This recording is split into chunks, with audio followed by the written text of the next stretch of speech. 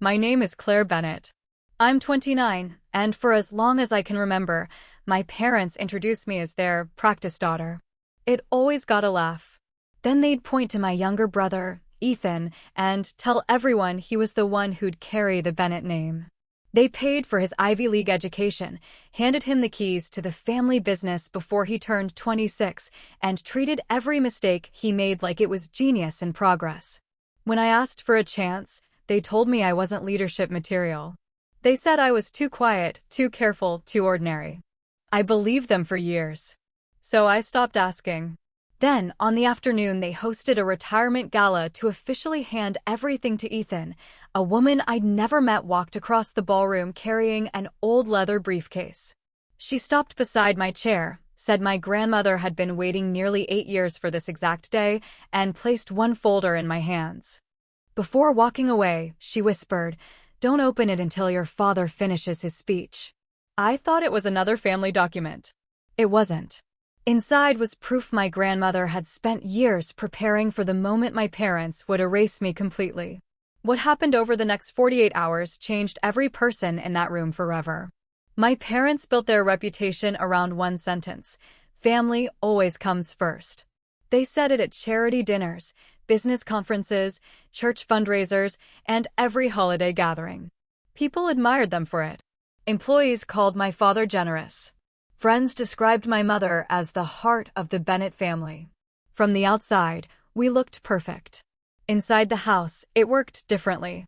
Everything belonged to Ethan before he even asked for it. When he wanted a new car after college, Dad called it an investment. When I asked for help replacing my 10-year-old sedan that kept breaking down on the highway, Mom smiled and said, "You're independent. You'll figure it out." When Ethan missed deadlines at work, everyone blamed stress. When I stayed late fixing the problems he left behind, nobody noticed.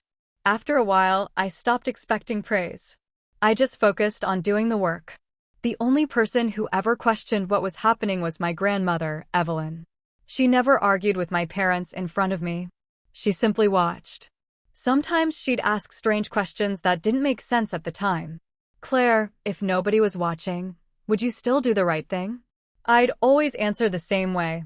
"Yes." She would smile like she'd just confirmed something important. Years later, I finally understood why she kept asking. Because long before anyone else realized what my parents were becoming, Grandma Evelyn had already made a plan.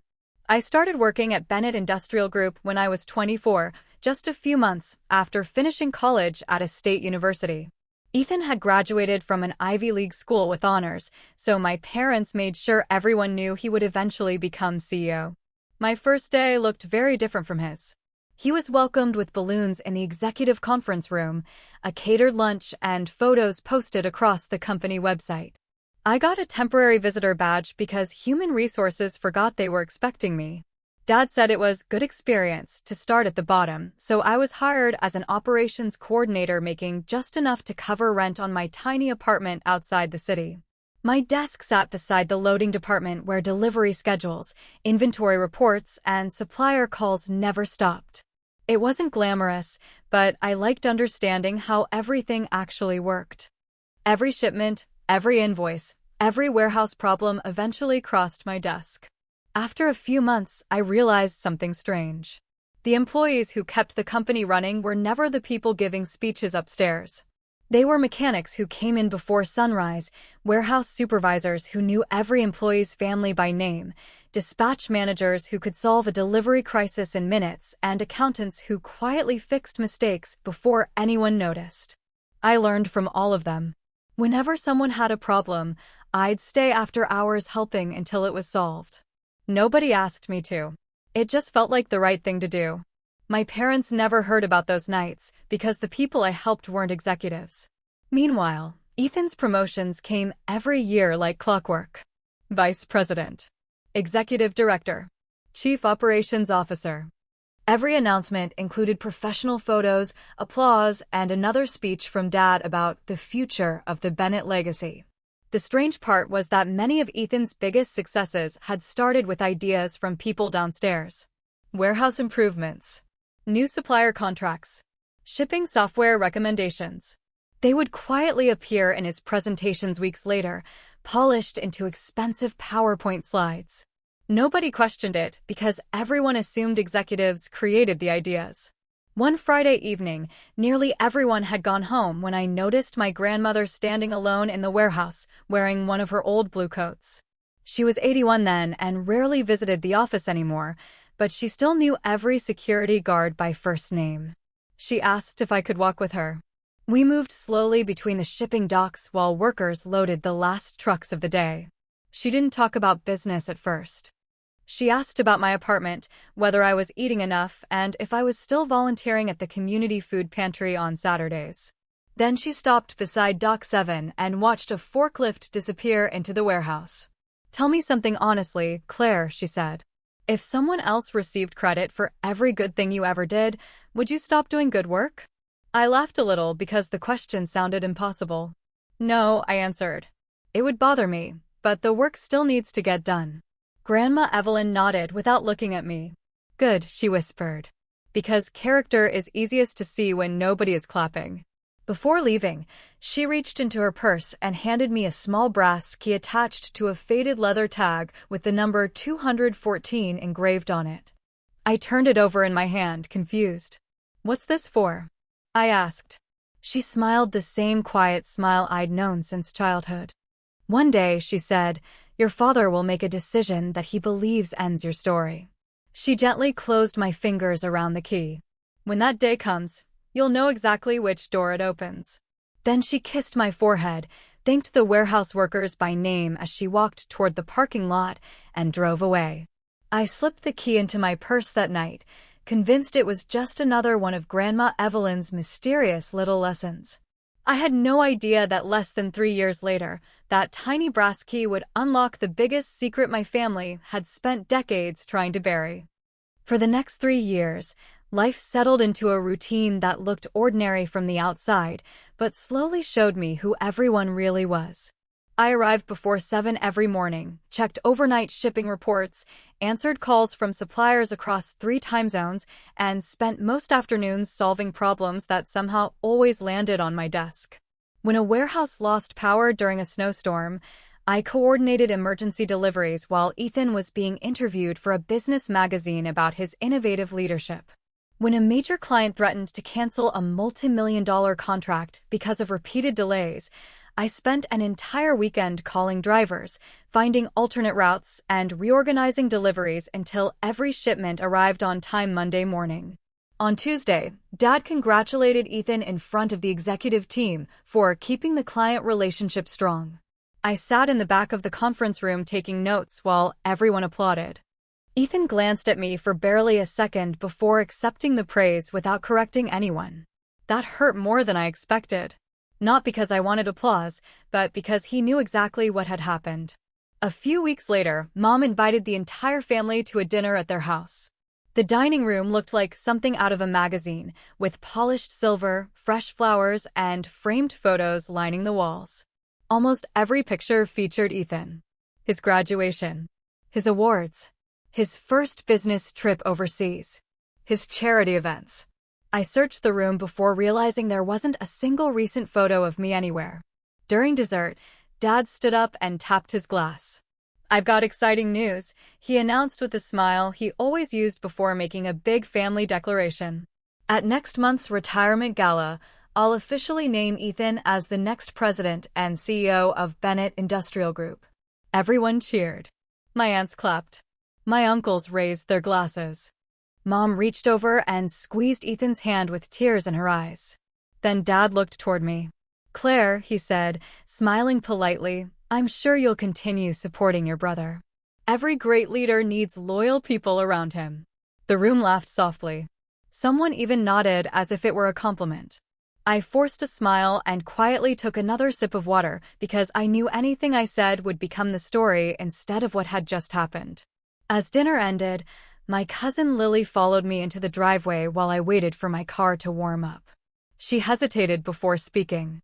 "Can I tell you something without making you mad?" she asked. I nodded. "Grandma Evelyn used to tell me she never worried about who could run the company," Lily said. "She worried about who deserved to." Before I could ask what she meant, Mom opened the front door and called everyone back inside for coffee. Lily simply shrugged and whispered, "I probably shouldn't have said anything." That conversation stayed with me for weeks.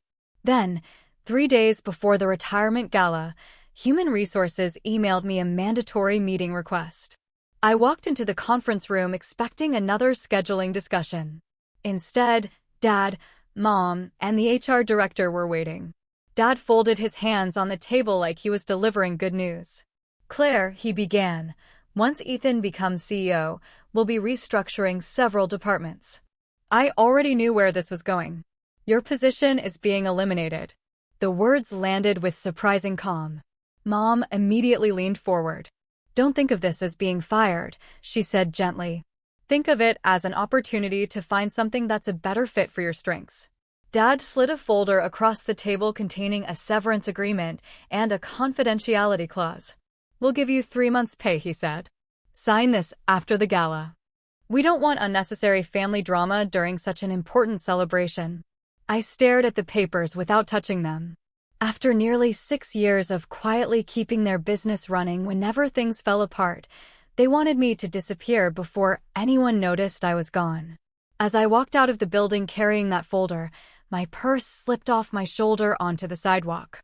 Everything spilled across the pavement: my keys, wallet, notebook, and one tiny brass key attached to a faded leather tag marked 214. I picked it up slowly, and for the first time since Grandma Evelyn had given it to me, I remembered every single word she had said. "One day your father will make a decision that he believes ends your story. When that day comes, you'll know exactly which door it opens." Suddenly, the key didn't feel old anymore. It felt like a countdown. The retirement gala was held 2 nights later at the Grand Crescent Hotel, where nearly 400 guests filled a ballroom covered in crystal chandeliers, white roses, and giant video screens showing photos of my father's 40 years leading Bennett Industrial Group. Investors, city officials, longtime clients, and business reporters moved from table to table while a jazz band played near the stage. I arrived early in a navy dress I'd owned for 3 years because buying something new didn't make sense when I had just lost my job. Mom spotted me almost immediately and walked over with the same polished smile she used whenever photographers were nearby. She adjusted the sleeve of my dress without asking, looked me up and down, and quietly said, "Table 28. It's near the back. We thought you'd be more comfortable there." I nodded because arguing would only create another scene. My table sat beside the service doors where waiters carried trays in and out of the ballroom. From there I could barely see the stage, but I could hear every round of applause. Dad began his speech by thanking employees, business partners, and the community. Then he invited Ethan onto the stage. The lights dimmed, a highlight video played across the screens, and everyone stood to applaud while Dad placed a custom company lapel pin on Ethan's jacket. "Tonight," Dad announced proudly, "I'm officially passing the future of Bennett Industrial Group to my son, the leader this company has been waiting for." Another standing ovation followed. He continued by announcing that Ethan would receive the family's executive penthouse, full voting authority over future expansion projects, and complete control of company operations after the transition period. Then Dad smiled toward the audience and added one final sentence that seemed designed for only one person to hear. "Every family has dreamers," he said. "Fortunately, ours also has someone capable of turning those dreams into reality." People laughed politely. My face stayed completely still. I looked down at my untouched dinner and reminded myself that in less than 48 hours none of this would matter because I would be unemployed anyway. Just as the applause settled, a woman in her late 60s approached my table carrying an old brown leather briefcase. She wore a simple gray suit, no jewelry except a silver watch, and walked with the confidence of someone who didn't need anyone's permission to enter the room. She stopped beside me and quietly asked, "Claire Bennett?" I stood. "Yes." She introduced herself as Margaret Holloway, my grandmother Evelyn's personal trustee for nearly a decade. Before I could ask another question, she placed the briefcase on the empty chair beside me. "Your grandmother instructed me to attend this event," she said softly. "She believed tonight would answer the final question she had about your father." My heart started racing. What question? Margaret glanced toward the stage where Dad and Ethan were posing for photographs. Whether he would choose ambition over his own daughter. She slid a sealed envelope from inside the briefcase, but didn't hand it to me yet. Mrs. Bennett left very specific instructions. I am not allowed to give you these documents until your father publicly confirms that the company belongs exclusively to Ethan. Almost as if the timing had been rehearsed, Dad raised his glass one last time. From this day forward, he declared, the Bennett legacy belongs to my son. The ballroom erupted with applause. Margaret looked back at me, nodded once, and finally placed the envelope in my hands. Now, she whispered, your grandmother says it's your turn. My fingers trembled as I broke the seal. Inside wasn't a letter. It was a notarized trust amendment, several certified property records, and a handwritten note in Grandma Evelyn's unmistakable handwriting. The first line made my breath catch. Claire, if you're reading this tonight, your father has already made the choice I prayed he never would. Which means it's finally time for you to unlock door 214. I barely remember leaving the ballroom. The music, the applause, and the conversations faded behind me as Margaret led me through a quiet hallway to a private business lounge overlooking the city. She waited until the door closed before opening the leather briefcase completely. Inside was a small floor plan of the original Bennett Industrial Headquarters, a keycard, and a document identifying Room 214 as a secure records archive that had existed since my grandmother built the company's first corporate office nearly 30 years earlier. Your father believes this room was emptied after the headquarters moved, Margaret said. It wasn't. The next morning, before sunrise, we drove to the old building, now mostly used for storage. The security guard recognized Margaret immediately and unlocked the front entrance without asking questions. When I slid the brass key into the lock marked 214, it turned as smoothly as if it had been used yesterday. The room was small but carefully organized. Shelves lined every wall, filled with labeled binders, handwritten journals, backup hard drives, and sealed archive boxes. On the desk sat one final envelope addressed simply, for Claire, open only after the gala. My hands shook as I unfolded Grandma Evelyn's letter. She wrote that she had spent years documenting every major decision inside the company because she feared the culture she built was slowly disappearing. She explained that leadership was never supposed to stay inside one branch of the family. It was supposed to stay with the person who protected the employees, the customers, and the company's values. Then came the sentence that changed everything. 3 years ago, I transferred controlling ownership of the Bennett Family Trust into a protected governance agreement. The trust does not automatically pass to your father or your brother. It passes to the person chosen by an independent succession committee using the standards I established. The committee has already voted. My heart pounded as I turned the page. Attached was the official resolution signed by 5 retired board members, 2 outside trustees, and Grandma Evelyn herself. The committee had met 6 months before her death. They reviewed years of employee evaluations, leadership records, ethics reports, client retention data, anonymous staff surveys, and operational performance. Ethan had never known the review existed. Neither had my parents. The final vote was unanimous. The committee selected me as permanent managing trustee of the Bennett Family Trust because, according to their report, I had consistently demonstrated integrity, operational leadership, and service without seeking recognition. The trust controlled 54% of the company's voting shares and included one condition my grandmother knew my father would eventually trigger. If any family member intentionally removed the appointed successor from the company for personal or preferential reasons, all executive authority would immediately transfer to the managing trustee upon verification by the independent trustees. My termination paperwork from Human Resources, signed by my father less than 48 hours earlier, fulfilled that condition exactly. Margaret quietly placed one final document in front of me. It was a formal notice already prepared by the trustees calling for an emergency governance meeting that afternoon. Everything has been verified, she said. The attorneys finished before sunrise. I looked at the stack of documents, then back at the little brass key still resting in my hand. For years, I had believed Grandma Evelyn gave it to me because she wanted me to discover a secret room. I was wrong. She gave it to me because she wanted me to understand that the real inheritance wasn't hidden behind a locked door. It was hidden behind years of patience, quiet preparation, and evidence nobody else thought to preserve.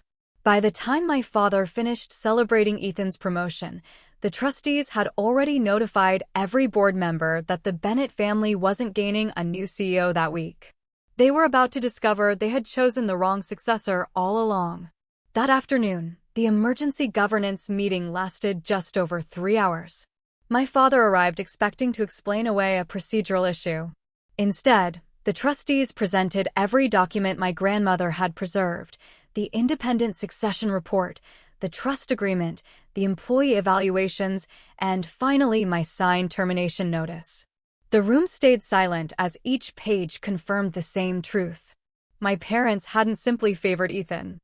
They had violated the very succession rules Grandma Evelyn created to protect the company from favoritism. The vote wasn't close. The board unanimously recognized the trust's authority and transferred control exactly as the agreement required. Ethan wasn't removed from the company, but he lost the position that had been handed to him before he'd earned it. My father quietly announced his retirement 6 weeks later. The first decision I made wasn't to replace people. It was to meet every warehouse worker, driver, receptionist, technician, and office employee who had spent years keeping the company alive without recognition. They deserved to be seen because I knew exactly what it felt like to be invisible. I still keep the little brass key in my desk drawer. Not because I need to unlock room 214 anymore, but because it reminds me that the strongest evidence isn't always the loudest. Sometimes it waits patiently until the right person is finally ready to open the door. Thank you for listening. If this story resonated with you, subscribe, leave a comment, and tell me about a time someone underestimated you. I'd love to read your story.